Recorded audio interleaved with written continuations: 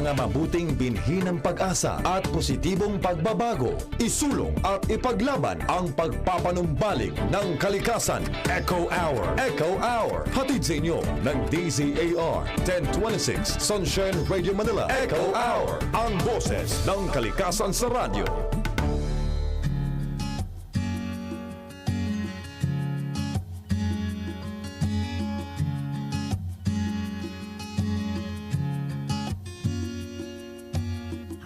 Build a house up on this mountain. Isang napaka-good afternoon. Napaka-good afternoon. Isang magandang afternoon sa ating lahat mga kapartner na palagi nag-aabang. Ang tawag nito, hindi nakukumpleto ang kanilang weekend pag hindi nakapanood ng Eco Hour. Ayun. Ito nating huling pagsasama mo. Chares! Ayan. Well, anyway, good afternoon sa ating lahat mga kapartner at sa mang panig kayo ng mundo. Good afternoon from the Philippines and all over the world. At ngayon, ito na nga, umpisa na natin agad-agad sa lahat ng mga hindi pa nakapag-subscribe sa ating mga social media platforms, social media accounts rather. Ayan, DZAR 1026 Highlight News at DZAR 1026 SMNI Radio para sa ating Facebook page at sa YouTube, kapartner mo sa balita at serbisyo.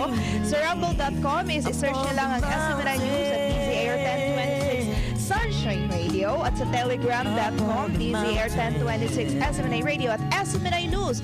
And sa Twitter, i-search ang SMNI News at DZAR 1026 Sunshine Radio Manila. And sa Instagram naman ay SMNI News at DZAR 1026 mga kapartner. Pasensya na kanina at may mga may pa-scoring tayo sa unang part. Well, anyway, ako nga yung makakasama ngayong hapon na ito, kapartner Val. And eto na nga, sabi ko, umpisa natin agad-agad. Nagmamadali si Val, no?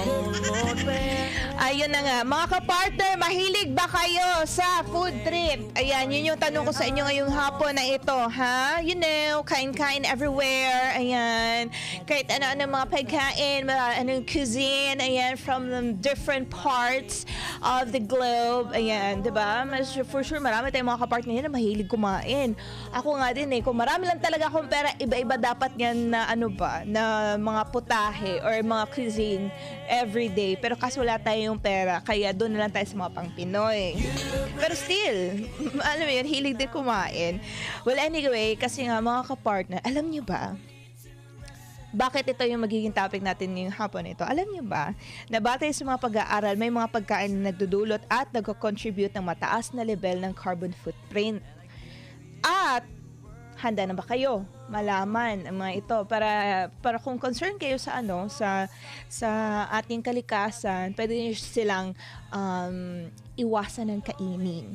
So anyway, ito 'yon ang kasi ma-explain muna natin kung paano nagkakaroon ng carbon footprint yung mga pagkain. Ang food carbon footprint pala, mga kapartner, is yung greenhouse emissions produced by growing, farming, processing, transporting, storing, pati na yung cooking at disposing yung certain type na food na yon. And eto yung reason kung bakit may contribution ng carbon footprint ang mga pagkain ka-partner. So sa pag-process ng raw into edible food at pagpapalaki nila, lalo na kung from livestock, doon pala sinusukat yung kanilang carbon footprint. Anyway, so hindi na natin patatagalin pa for our top 10 mga ka-partner.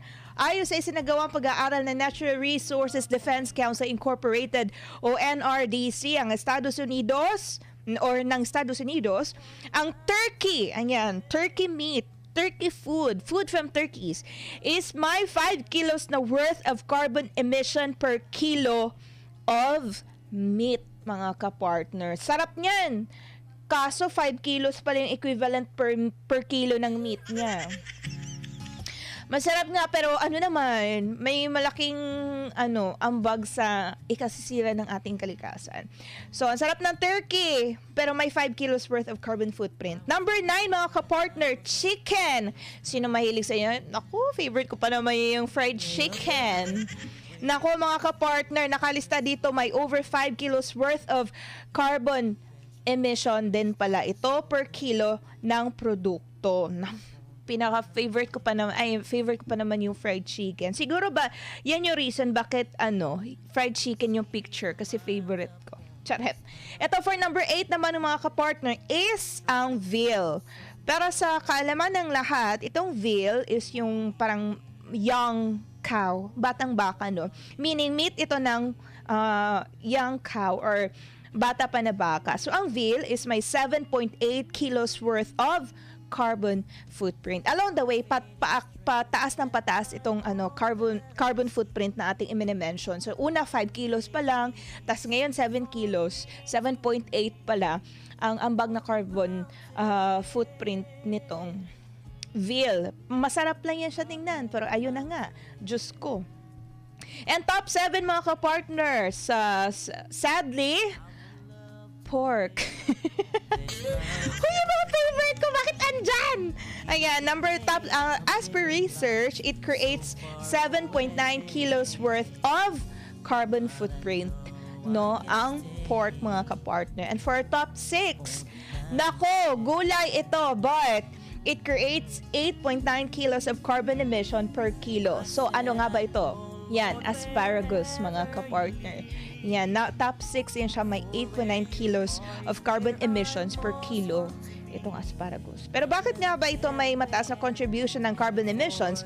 Mostly kasi sa asparagus, mga kapartner, is ibinabiyahe pa siya from Latin America. Since, di ba, United States ang nagsagawa ng study, ibinabiyahe kasi from Latin America papuntang United States ang mga asparagus. Kaya meron siyang 8.9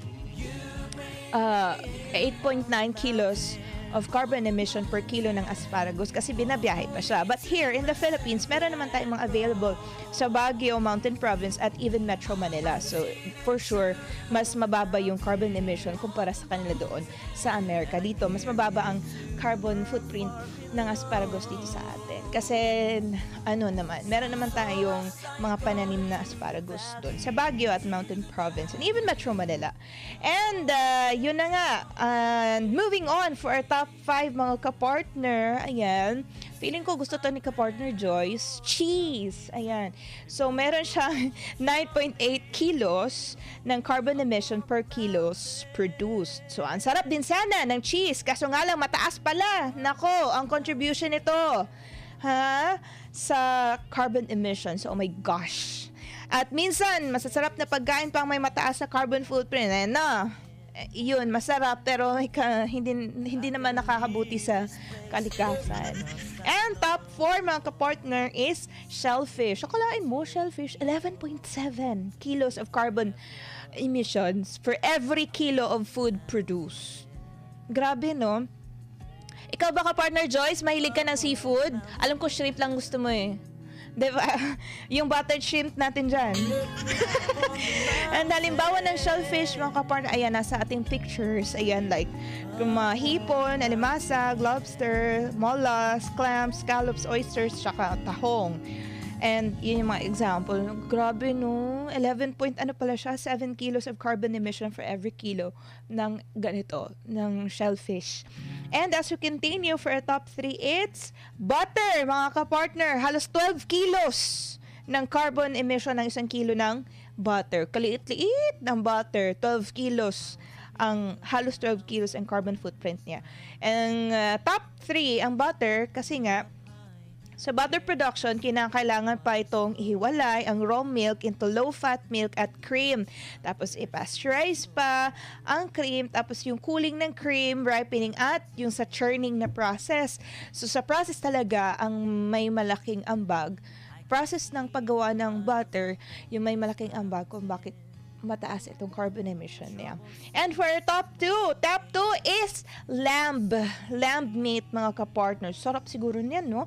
For each kilo of lamb meat, 22.9 kilos of carbon emission or carbon footprint niya, mga kapartner. Per kilo, 22 kilos of carbon footprint. Kasi yung synthetic fertilizer at ang manure na kinakailangan dito ay nagre-release ng nitrous oxide, isang climate warming pollutant, 298 times na mas powerful than carbon dioxide. So kaya 22.9 kilos. Anyway, ang top 1 naman ka-partner is beef. Beef. Oh, hanapin andyan, 'di ba? Bakit nga ba number 1 ang beef? Ang beef pala, habang pinapalaki ito is gumagamit ng napakaraming pesticide at fertilizer na nangangailangan ng fossil fuels. Tapos yung digestive system din pala ng mga baka ay nagpo-produce ng methane, 25 times more powerful than carbon dioxide, mga kapartner. Tapos yung manure nito ay naglalabas din ng greenhouse gases. Kasi yung ang baka pag pasintabi sa mga kumakain, yung baka kasi, yung pag umutot daw sila, methane kasi yun, mas harmful siya kaysa sa carbon dioxide. In US alone, mga kapartner, each household produces 48 tons of greenhouse gases at about 8 tons dito ay mula sa pagkain. Kung papalitan natin yung ating lifestyle para like changing the set of foods na kinakain natin into vegetables, for example, makatutulong tayo para mabawasan ang mga kumonsumo ng pagkain may mataas na level ng carbon footprint. Kaso nga lang, masasarap kasi yung mga na-mention natin kanina, mga kapartner. Yung mga pagkain na may mataas na carbon footprint, ayun pa yung mga masasarap. Yun, sabi ko na nga ba, bakit ganun? Well, anyway, kung magandang epekto naman ito para sa ating kalusugan, ka-partner, kasi as per greeneats.com, as per study na rin ng Environmental Working Group's Meat Eaters Guide and U.S. Environmental Protection Agency Guide to Passenger Vehicle Emissions. So, 'di ba, mag-shift tayo ng batay sa study naman nitong greeneats.com tsaka yung Environmental Working Groups ng US. Ang egg, for example, may 4.8 lang siya na carbon emission per kilo. Ang nun is nakaka-healthy pa siya sa katawan. Ang patatas, 2.9 lang ang carbon emission. Ang rice, 2.6 lang din. Ang nuts, 2.3 lang din yung carbon footprint niya. Ang beans and tofu, maging yung vegetables, ayan, 2.0 lang yung carbon footprint niya. Ang gatas, 1.9 lang, ayan. Ang fruits naman is 1.1 lang. At yung lentils, 0.9 carbon footprint lang niya, mga kapartner. So parang lesser yung carbon footprint niya, nakaka-healthy pa siya. Yun yung point ng greeneats.com at saka yung mga environmental working groups sa US. So kaya nga daw, maganda mag-shift na lang tayo dito kasi mas healthy, mas lesser pa yung carbon footprint kumpara doon sa masasarap nga, ilang kilos din yung ambag na carbon footprint. So yun yung point nila. Gusto nilang mag-shift na lang din tayo kasi nakakaganda naman din or nakatutulong naman din siya sa kalusugan natin kung mag-shift din tayo sa mga healthier options na mga pagkain.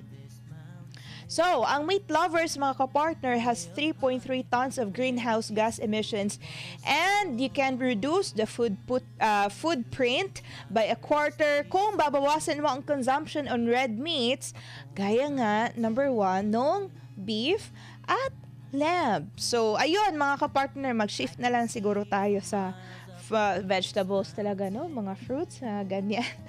Pero para ma-share lang din natin ang ilang top tips para di tayo maging contributor ng carbon footprint, maging vegetarian na lang tayo. Bring back home cooking, hindi na palaging bumibili, ayan. Or yung mga niluluto din nasa backyard lang natin. For example, mga vegetables. Eat organic, tsaka shop local. Bakit shop local? Kasama to dito kasi hindi ka na kailangan bumiyahe pa. Anyway, segue natin to sa ating ibang next topic natin, mga kapartner, kasi topic rin natin for today is all about food waste. Kasi since na topic naman din natin yung mga pagkain na may mataas na carbon footprint, isama na natin itong topic sa food waste, mga kapartner. Kasi ayon sa World Food Program or WFP organization, umabot sa 1/3 of food produced for human consumption is lost or wasted globally. 1/3 of food produced for human consumption ay wasted lang all over the globe. This amounts to 1.3 billion tons per year. Approximately, ang halaga nito is $1 trillion US dollars. At dagdag pa nito, if wasted food were a country, kung bansa lang ang wasted food, mga kapartner, ito yung third daw na largest producer ng carbon dioxide next to America and China. So kung bansa pa lang to si food waste, siya na ang pangatlo sa carbon, sobra makapag-produce ng carbon emission. Akalain mo yun, food lang yun siya. So at dahil sa tumataas sa food waste, naisipan ng ilang scientists na gamitin ang food waste into something na mapakikinabangan. So yun na nga, ito yung 7 innovative uses of food waste. So sa mga interesado din para sa baka meron kayong maisipan na gawin sa mga food waste, mga kapartner, i-push nyo yan. At ito, number 7 nga, akalain nyo, from food waste, pwede pala siya ma-convert into t-shirts made with protein fibers from sour milk. Ayan, di ba? Uminom yung sa picture, uminom siya ng gatas, tapos yung t-shirt niya, suot niya, galing lang din yung sa sour milk. So, ang Los Angeles-based na startup Meatero is manufacturing t-shirts with the help of sour milk. It is able to turn into fibers which are spun into yarn. Creating fibers from milk is not actually new. The process has actually been in use since the 1930s. And the fibers are made from the protein casein, which is separated from sour milk. Although pinaprocess siya, but still, yung fiber niya is from sour milk. Number 6, turning cheese waste into renewable energy. I think, na-topic na separate na natin to siya na-topic before. Sa Liming Bioenergy Plant and Wensleydale Creamery, makers of world-famous Wensleydale cheese sa Europe to, have teamed up to turn cheese waste into biogas. Biogas meaning para siyang alternative na ginagamit para makapag-produce ng electricity. Akalain mo yon, doon sa lugar nila is ang electricity ng ilang hundreds ata yun na kabahayan galing doon sa cheese waste. Ayan, so pinaprocess lang nila, 'di ba? Kumakain ka ng ice cream, for example, bumibili ka ng cheese from that certain company, tapos nakatutulong naman din sila sa inyo kasi sila nagpo-provide ng electricity, mga kapartner. And number 5, Dialicious turns food waste into luxury wares. For example, yan, yung mga damit na yan, 'di ba? Yung dye dyan, yung kulay niyan, galing siya, processed siya from food waste. Hong Kong startup Dialicious is turning food waste into high-quality clothing and other products through a process known as natural food dyeing.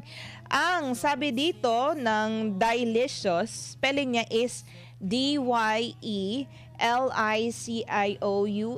Ang kumpanyang ito use kitchen waste to make dyes that can decompose naturally and not yield any pollution.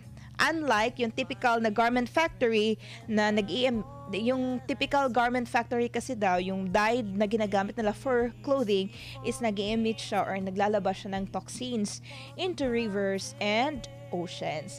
And number 4, akalain nyo to mga kapartner, My Gourmet Restaurant, ang mga pagkain nila doon ay mula sa food waste. Feeling ko controversial siya. Para sa akin na naman. Ang pangalan nun is Loop, yung first Finnish restaurant. Food waste, processed food waste by turning unsold produce into gourmet dishes. Not totally leftover. Not totally leftover talaga siya na food, pero yung mga, 'di ba sa restaurant nila hindi na ibenta ng mga food, ginagawa nila into something another kind of food. The aim of the restaurant is to increase awareness about food waste and its impact on the environment, and it does this by turning foodstuff that would otherwise be thrown away into high quality, mostly vegan dishes, mga kapartner. And number 3, eco-friendly na aeroplane trays made from coffee grounds. Nako, proud ako para sa kape. Ang UK-based na Prisman Good Design Studio ang gumawa nitong eco-friendly replacements na for the trays and food containers used on commercial flights. Yung makikita niyo dyan mga kapartner, gawa yun siya sa coffee grounds. yung parang lagayan ng kape, yung tray, yung lagayan ng food mismo, gawa siya sa coffee grounds. So, from UK, yan siya na invention, mga kapartner. And number 2, compostable vases made from waste milk. Kulain mo, waste milk lang yan, pero nagawa siya into vases. Ang Royal College of Art graduate na si Tessa Silva Dawson developed a way to turn waste milk into compostable household goods. Ang technique niya involves mixing chalk with proteins extracted from surplus milk to produce a material similar to polymer clay. And Silva Dawson is made with the excess skimmed milk created in the production of butter and cream. So yung milk na ginawa niya dyan, yung excess milk, waste milk niya, gawa sa ay mula sa butter and cream. And number 1, mga kapartner, food waste used to create auto parts. Scientists mula sa 4 na European countries who are working under the EU-funded Barbara Project, develop sila or gumawa sila ng method to turn into agri-waste into car parts. Ayan. So, yan yung gagawin pa lang nila na, yung sa picture, gagawin pa lang nila na car parts. And the process could help reduce waste and make automobile production more environment sustainability. Ayan, mga ka-partner. Alam niyo ba sa sa proyekto na to? For instance, oil derived from lemons have antibacterial properties and could be used to make germ-killing door handles. Yung 'di ba? May oil daw sila. Yung oil from lemons may antibacterial properties.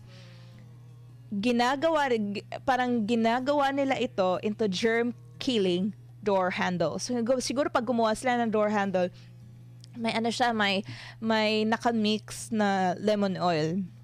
Germ-killing door handles. So, diba? Brainy, mga ka-partner. At dahil dyan, mga ka-partner, ayun na nga yung topic natin ngayong hapon na ito. I hope meron kayo may nakuha ba kayo? Chares. Ayan. At least may idea kayo na paglalawakan lang talaga natin yung imagination natin, we can make something talaga na itong mga waste will not be totally wasted. Parang gano'n. Para itong mga waste, agri-waste, whatever waste, plastic waste, meron pa talaga siyang, we can turn that into something else na hindi na siya nakakapinsala sa ating kalikasan. Well, anyway, mga kapartner, mag-break lang tayo ng saglit at pagbalik natin, may mga balita tayong ibabahagi sa inyo. Kaya, huwag kayong bumiti, huwag kayong umalis. Ayan. Manatili kayo nakatutok sa ating live streaming. Chares. Ayan. Magbabalik ang programang Echo Hour. Mga mabuting binhi ng pag-asa at positibong pagbabago, isusulong at ipaglalaban ang pagpapanumbalik ng ganda ng kalikasan. Echo Hour, hatid sa inyo ng Sunshine Radio, espesyal na programa sa radyo na tatalakay sa mga makakalakasang usapin, pagbabantay at aaksyon upang kalikasay huwag abusuhin at magtataguyod sa mga gawang makakalikasan. Echo Hour, maririnig tuwing Sabado alas 4 hanggang alas 5 ng hapon at mapapanood sa www.facebook.com/DZAR1026. Ang bagyo o tropical storm ay malakas na hangin, kilos paikot sa himpapawid na bumababa at tumatama sa lupa. Ito ay kadalasang may kasamang malakas na ulan at kidlat at maaari itong magdulot ng pagbaha, storm surge, pagkalunod, pagkasira ng bahay, gusali at infrastruktura maging pananim at puno. Sa tuwing may sama ng panahon, ugaliin ang pakikinig sa radyo, panonood ng TV at iba pang media channel upang maging updated sa lagay ng panahon. Itali ang bubong at iba pang kagamitan na maaaring liparin ng malakas na hangin. Habang maaga, putulin ang mga puno na maaaring matumba malapit sa tahanan. Iwasan muna mangisda at huwag tumawid sa rumaragasang tubig. Lumikas patungo sa evacuation center kung may abiso mula sa kapitan o DRRMO, subalit kung wala naman ay manatili na lamang sa tahanan at alamin ang warning signal lalo na ang bilis ng bagyo. Ang paalalang ito ay hatid sa inyo ng himpilang ito. Iwasan ang iba't ibang uri ng karamdaman sa tuwing panahon ng tag-ulan. Upang maging malusog at makaiwas sa karamdaman, panatilihin ang kalinisan sa katawan. Laging maghugas ng kamay. Tandaan, kumakalat ang virus sa pamamagitan ng hawaan sa kapwa. Ano man ang panahon, uminom ng maraming tubig. Malaking tulong ito sa katawan upang maiwasan ang dehydration. Uminom ng vitamin C. Pinalalakas nito ang naturalesa ng katawan laban sa ubo, sipon at trangkaso na karaniwang nararanasan tuwing panahon ng tag-ulan. Magdala ng payo upang may pananggalang sa ulan at init ng araw. Sakaling mabasa ng ulan, magpalit ng damit at maligo pagdating ng bahay. Ang malakas na ulan ay maaaring magresulta ng stagnant water na maaaring pamahayan ng lamok na posibleng magdulot ng dengue, malaria, chikungunya at iba pa. Kaya iwasan na magkaroon ng stagnant water. Ang paalalang ito ay hatid sa inyo ng himpilang ito.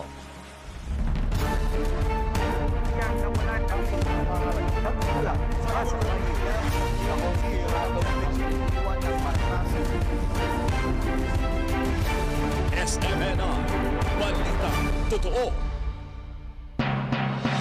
DZAR 1026 kHz Sunshine Radio.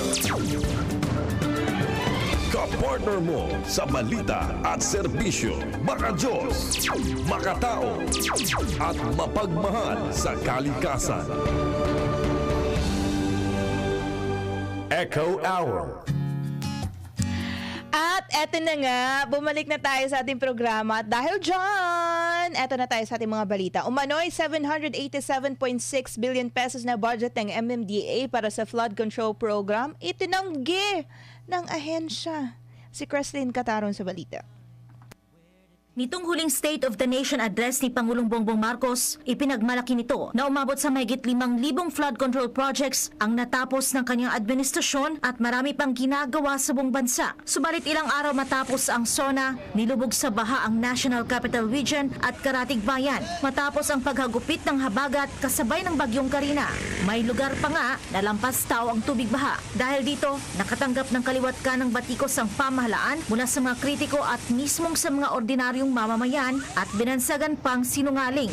Ito'y dahil sa kabila raw ng maraming flood control projects na ipinagmayabang ng pamahalaang Marcos Jr. ay dumanas pa rin ang mamamayan ng matinding pinsala dulot ng malawakang pagbaha. Ang ilang senador hinanap ang bilyong halaga ng pondong inilaan sa flood control projects ng Department of Public Works and Highways at Metropolitan Manila Development Authority na tila hindi umano nagamit. May kumalat pa sa social media na mayroong 787.6 billion pesos na pondo ang MMDA sa loob ng nakalipas na 2 taon para sa flood control. Gayunpaman, tinawag ito na fake news ni MMDA Chairman Romando Artes. Sa press briefing sa Malacanang nitong Martes, nilinaw ni Artes na nasa 1.8 billion pesos lamang ang kanilang budget para sa flood control program noong 2023 at 2.2 billion pesos ngayong 2024. Kasama na anya rito ang 400 million pesos budget para sa operasyon at maintenance ng 71 pumping stations sa NCR. Is fake news. In fact, sa history po siguro ng MMDA, we are already 49 years. Baka yung total budget po namin sa 49 years na yan ay hindi pa naka 87 billion. So, mali po yung kumakalat sa post na 787.6 billion ang budget ng MMDA for flood control projects sa 2 taon. Samantala, ipinahayag ng MMDA Chair na maaari pa ring makaranas ng pagbaha ang mga residente ng Malabon at Navotas. Ito'y hanggat hindi pa nakukumpuni ang nasirang Tango-Stanza Navigational Gate at kung sasabayan pa ng high tide at malakas na pag-ulan. Aniya, posibleng matatagalan pa ng 1 buwan bago maisaayos ang naturang floodgate. So, ang timeline po natin, 2 weeks po yung pagdidesilt. Pero habang naman pong dinidesilt yung area, ginagawa naman po yung fabrication ng nasirang pyesa para as soon as maiangat po siya, maikabit po in a week or 2 yung ano. So, more or less mga 1 month po yung timeline natin, weather permitting. Sa sectoral meeting sa Malacanang, sinabi ni DPWH Secretary Manuel Bunuan na ipinaalam niya sa Pangulo na mahigit 5,000 flood control projects ang ipatutupad ng ahensya. Pero sa paras briefing, hindi nakapagbigay ng direktang sagot si Bunuan sa tanong kung may tsansa bang maging flood-free ang Metro Manila. Sambit lamang ng kalihim, may ibsan lamang ng 70% hanggang 80% ang baha sa NCR kapag matugunan na ang problema sa basura at makumpleto na ang flood control management programs ng gobyerno. There are still many low-lying areas in Metro Manila. Ang kwan lang natin dito is to mitigate the flooding problems in Metro Manila. No? I-trap muna natin yung mga tubig baha na nanggagaling sa watershed, particularly in the Sierra Madre Mountains. No? And so that yung pagdaloy ng tubig baha will be controlled. Nabanggit naman ng DPWH Chief na kabilang sa Drainage Master Plan ng pamalaan ang Marikina Dam Project, Parañaque Spillway at pagtugon sa problemang dulot ng basura lalo na sa bahagi ng informal settlers. Para sa Diyos at sa Pilipinas kong mahal, Creseline Catarong, SMNI News. PRA nilinaw na 2 lamang na reclamation projects sa Manila Bay ang inaprubahan na ipagpatuloy. Magbabalik si Creseline Catarong para sa report. 22 reclamation projects ang naitala ng Philippine Reclamation Authority o PRA sa buong bansa. Sa bilang na ito, 13 reclamation projects ang nasa Manila Bay na sakop ng Region 3, National Capital Region at Region 4A. Sinabi ni Attorney Joselito Gonzales, ang Assistant General Manager for Technical and Land Development ng PRA, na mula sa 13 proyekto sa Manila Bay ay 2 lamang ang inaprubahan ng pamalaan na ipagpatuloy at matatagpuan ito sa lokal na pamahalaan ng Pasay. Kaugnay dito, siniguro raw ng PRA na masusi ang pag-aaral ng ahensya lalo na sa impact o epekto ng mga proyektong ito, partikular sa kalikasan. Lalo ani't dumanas ang Metro Manila ng matinding pagbaha dala ng hanging habagat na pinalakas ng Bagyong Karina. Yan po ang talagang mahigpit po naming tinututukan na lahat pong mga proyekto ng reclamation ay magdaan po sa masusing pag-aaral bago po siya aprobahan ng ahensya.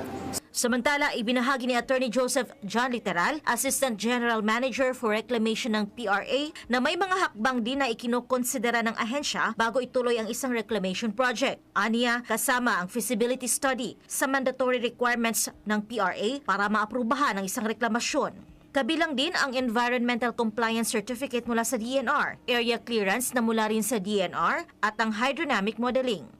Yun pong hydrodynamic modeling, ito po yung hydrodynamic and morphologic studies. Ito po yung nagsisentro po doon sa magiging epekto sa coastline, sa mga affected communities. Kaya po, kung wala po yung isa doon sa 4 na yun, hindi po maaring aproban ng PRA ang isang reclamation project. Ang PRA ang nagbibigay ng go signal para makapaggawa ng reclamation activity sa isang lugar. Matatandaang sinisi ng ilang senador ang Manila Bay Reclamation Projects kung bakit nagkaroon ng malawakang pagbaha sa Metro Manila nang humagupit ang habagat at Bagyong Karina. Anila, dahil sa reklamasyon, hindi na makalabas ang tubig baha mula sa ilang lungsod papunta sa dagat. Kaugnay nito ay pinasaringan na rin ng ilang mambabatas ang 1 billion pesos a day na budget ng Department of Public Works and Highways para sa flood control projects. Para sa Diyos at sa Pilipinas kong mahal, Creseline Catarong, SMNI News. Kawalan ng tamang pamumuno dahilan ng matinding pagbaha sa Metro Manila ayon kay Ka Eric. Narito ang aking balita. Doing this press conference, Sinisi ng dating CPP-NPA kadre ang administrasyon ni Marcos Jr. sa nangyaring matinding pagbaha sa Metro Manila kamakailan, dulot ng hanging habagat na pinalakas ng Bagyong Karina. Sinabi ni Ka Eric Celis na kung may tamang pamumuno lamang ang Pilipinas, ay maiiwasan ang pagkakaroon ng malaking danyos dahil sa kalamidad. Binanggit din ito na nasa 1.3 trillion pesos budget ang para sa combined flood control projects ng gobyerno at nasa 1.8 billion pesos lamang ang natanggap ng isang mayor sa NCR. at sa Metro Manila alone is 780 billion pesos for 2 years. At may isang mayor na nagsabi na ang ibinaba lang sa kanila was only 1.8 billion for the last quarter. Kaya wala silang ginawa sa baha. Malinaw po, governance po yun. At bakit guilty si Mr. Marcos dito? Sapagkat ang pag-usad ng ekonomiya at pag-usad ng lipunan at pagkakaisa ng mamamayan magmumula sa tamang pamumuno. Binigyan din ni Ka Eric na kung mayroon lamang na tama na pamumuno ay mararamdaman ito sa mga proyekto at programa ng mga ahensya ng gobyerno. Una rito ay una nang binigyan din ni Sister Nori Cardona, Secretary ng KOJC, na dahil sa tamang pamumuno na walang korupsyon ay tuloy-tuloy ang pag-unlad ng The Kingdom of Jesus Christ. Ani Sister Nori na sa pamumuno ni Pastor Apollo C. Kibuloy ay naging first world nation ng KOJC sa loob ng isang third world country. Yan yung creation ng isang leader na matino at maayos at hindi nga bangag. Balikan natin yung pamamahala. Kasi nga nakikita na natin, naaawa tayo sa Pilipinas. Kalunos-lunos ang nangyayari sa ating bansa. Ang KOJC ay kilala sa malalawak, malilinis at magaganda nitong mga compound, mga malaparaisong hardin, makamodernong paaralan at state-of-the-art broadcasting facilities, na lahat ay nakamit in less than 40 years sa pangunguna ni Pastor Apollo C. Kibuloy. Bukod sa maituturing na upscale ang mga pasilidad ng KOJC, ay kilala rin ito na todo magbigay o mag-abot ng tulong sa mga higit na nangangailangan. Kung dito nga sa bansang kaharian, alam naman natin, by faith kami lahat. Lahat kami nagkakaisa. Kasi may Kingdom Commonwealth nga kami. Kung ano yung aming lahat pinagkakaisahan, eto, pantay-pantay, lahat kami nandito. Pero paano ang ginawa ng ating dakilang Ama? Ito yung blessing, pinaunlad, hindi lamang sa Pilipinas, pat iba't ibang bansa. Para sa Diyos at sa Pilipinas kong mahal, ako si Val Divina Gracia, SMNI News. Ilang residente sa Kamaynilaan naniniwala na may korupsyon sa flood control project ng gobyerno kaya hindi ito naging epektibo. Margot Gonzalez sa balita. Hindi direktang tumama sa Metro Manila ang bagyong Karina, pero matindi ang naging pagbaha sa NCR noong nakaraang linggo dahil sa walang humpay na pag-ulan, dulot na rin ang hanging habagat na pinalakas nito. Ang mga bahang naranasan ay hanggang liig at ang iba lagpas tao pa nga. Tanong nila, may pa-flood control project pala pero bakit malalang naging pagbaha? Hindi tuloy napigilan ng mga taga-Maynila na magduda sa ipinagmalaking proyekto ni Marcos Jr. noong SONA matapos silang bahain. Bakit binabaha pa rin kung may flood control? Lagi binabaha po ang Pilipinas. Saan nila dinadala yung pera? Para lang sa bulsa nila o para sa ano? Ayun ang tanong. Malaki po, bilyon-bilyon lang na ginagastos nila. Pero ganun pa rin po. Siyempre, DPWH, nandiyan ang pera.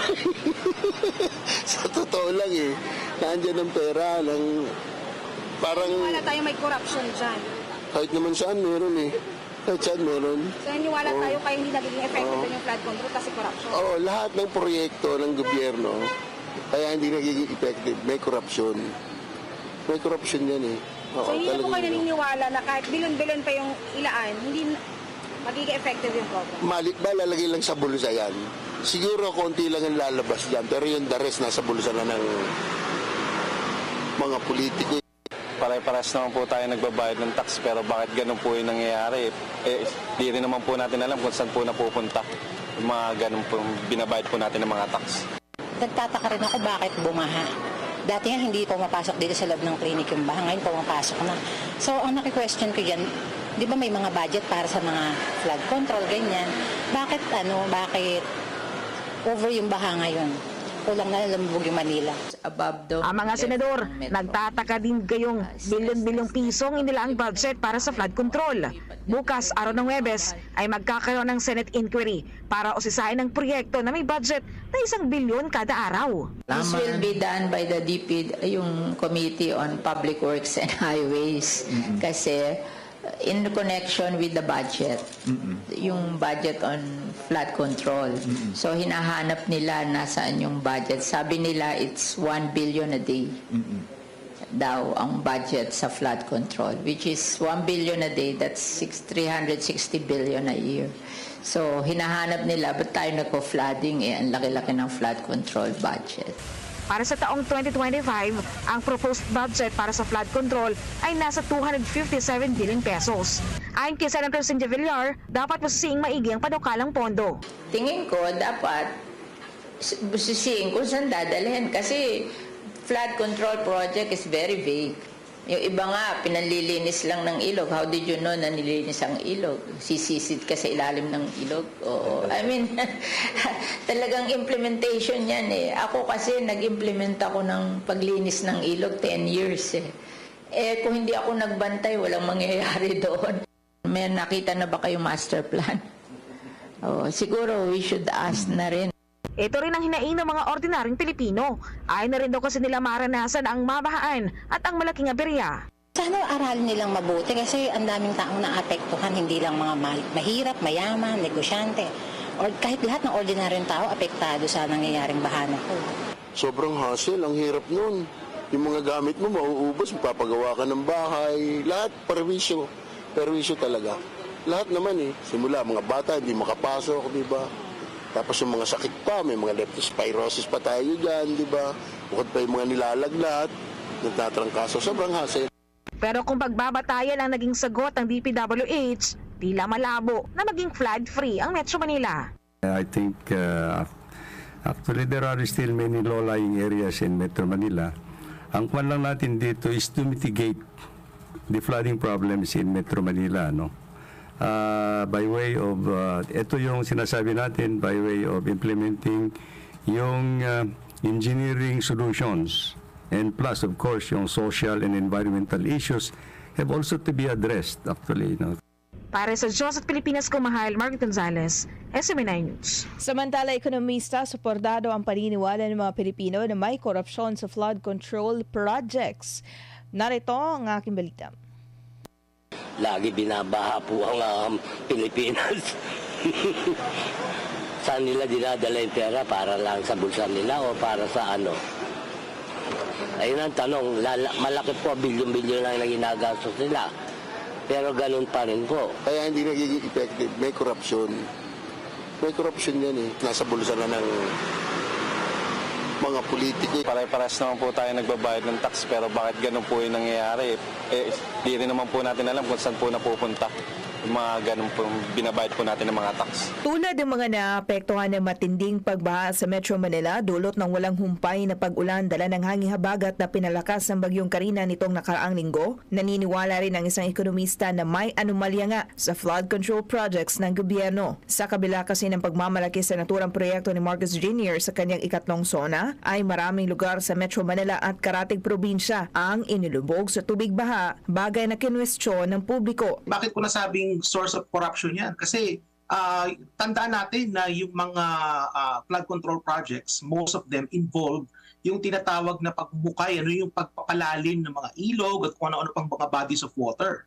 Itong mga pagpapalalim na ito, mahirap itong ma-monitor. Sa palagay mo ba, Jade, merong magbabantay doon at babantayan kung gaano karami yung nare-remove doon sa ilalim ng ilog o sa ilalim ng lawa, kung ano mang body of water yan. So dahil mahirap siyang ma-monitor, madali siyang nakawin. Kaya gustong-gusto yan ng mga politiko natin, lalo-lalo na yung mga direktang nakakahawak ng mga budget para sa mga distrito nila, para sa mga probinsya o sa mga bayan nila. At para maiwasan at matiyak na magiging malinis sa anumang uri ng korupsyon ng flood control projects, mungkahin ng ekonomista si Dr. Michael Batu. Sa palagay ko, ang kinakailangan dito sa flood control, ang kinakailangan dito magkaroon ng epektibong mekanismo para ma-monitor yung mga proyekto. Kailangan merong audit, merong sapat na auditing mechanism yan na talagang merong magbabantay at merong magre-report kung gaano karami yung nakuha. Para kasi pag pinapalalim yan, Jade, hinuhukay yan sa ilalim. Yung silt ba na tinatawag, nasa ilalim, yun ang hinuhukay dyan. At ang kinakailangan dyan, magkaroon talaga ng monitoring kung gaano karaming na-dredge, kung gaano karaming nakuhang silt sa ilalim. Yun nga lang, duda naman si Bato na magkakaroon ng reforma sa naturang proyekto. At sa nakikita ko, yung ating mga politiko, they're benefiting from this. Kaya nga, malabo, alam mo Jade, malabong mangyari yung reforma na yan. Kasi nakikinabang po yung ating mga leader dyan. Nakikinabang po yung mga politicians natin dyan sa flood control project na yan. Sa huli, punto ni Dr. Bato, ang lahat ng issue sa naturang programa ay babagsak sa kung anong klase at uri ng pamamahala meron ang pinuno ng bansa. Para sa Diyos at sa Pilipinas kong mahal, ako si Valdivina Gracia, SMNI News. At dahil wala na tayong sasabihin pa, Ayan, punta na tayo sa ating Eco Quote mga kapartner. Ano nga ba ang Eco Quote natin ngayong araw na ito? Throwing away food is like stealing from the table of those who are poor and hungry. Actually, si Pope Francis ang nagsabi niyan, but still, with many, may sense kasi yung Eco Quote talaga. Kasi parang yung para, di ba? Yan yung palagi na sinasabi ng mga nakatatanda sa atin. Yung kung palagi lang tayong parang tinatapon na natin ng ganun-ganun lang ang mga pagkain. Parang sinasabi natin na, uy, marami pa kaya hindi kumakain. Tapos ikaw na afford pa ang may pagkain. Ayan, may makain pa kayo. Parang ganun ka na lang magtapon ng pagkain. 'Di ba? Parang ganun. Parang you should be thankful na meron pa kayo makain compared sa iba na sala talaga sa buhay. So, yun yung thought ng ating Eco Quote ngayong hapon na ito, mga kapartner. At dahil dyan, tayo magpapaalam na, ayan, sa muli, mga kapartner, sa ngalan ng buong pwersa ng DZAir 1026 Sunshine Radio Manila ng SM9 News. Ako yung nakasama ngayong hapon na ito, kapartner Val. See you when I see you, mga kapartner. Inyong natunghayan ang Echo Hour, ang boses ng kalikasan sa radyo.